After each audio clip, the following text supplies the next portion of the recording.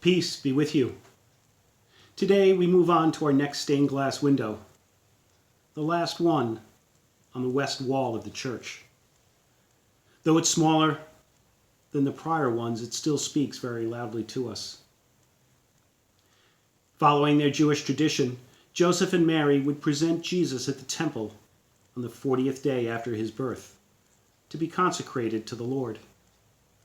With it, they would make a sacrificial offering of 2 turtle doves. Joseph would lead the family in faith as they enter the temple. But today, they'd be surprised and amazed at what they would hear from 2 devout worshipers in the temple. Let's listen as Luke explains. When the days were completed for their purification according to the law of Moses, they took him up to Jerusalem to present him to the Lord, just as it is written in the law of the Lord.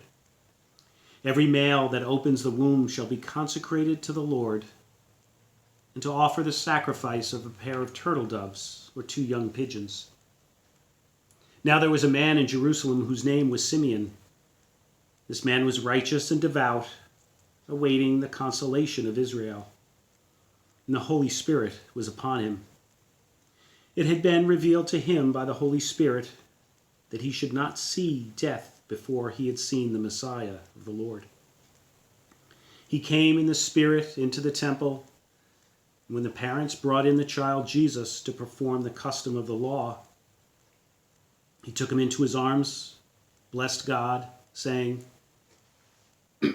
"Now, Master, you may let your servant go in peace according to your word.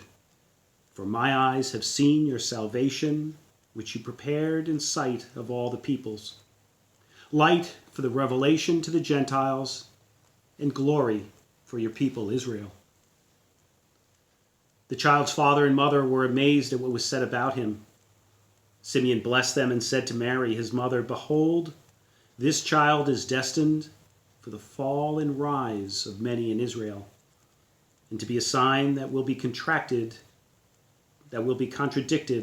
and you yourself a sword will pierce, so that the thoughts of many hearts may be revealed." There is also a prophetess, Anna, the daughter of Phanuel, of the tribe of Asher.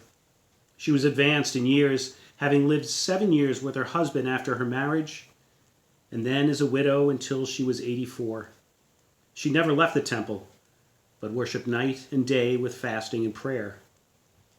Coming forward at that very time, she gave thanks to God and spoke about the child to all who were waiting for the redemption of Jerusalem. Mary and Joseph recognized the wisdom in the 2 worshipers. She was not ignoring them. The Holy Spirit allowed Simeon and Anna to see the gift of holiness in the baby Jesus.